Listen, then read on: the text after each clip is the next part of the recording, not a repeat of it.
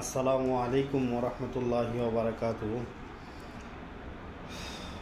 যারা প্রবাসে থাকেন, যাদের কাজ নাই, বৈশা রয়েছেন, কাজ পাইতেছেন না, তাদের দুইটি কাজ করতে হবে।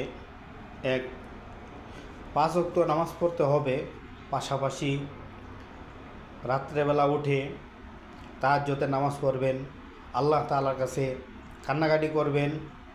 2 নম্বর হচ্ছে আসরের নামাজ এবং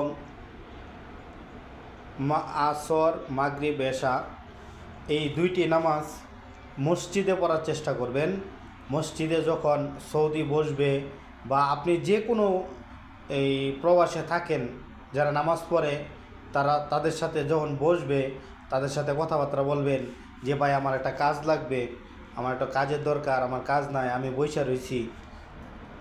তখন এরকম করে আস্তে আস্তে কথা বলতে বলতে দেখবেন আপনার একদিন কাজের ব্যবস্থা হয়ে যাবে ইনশাল্লাহ।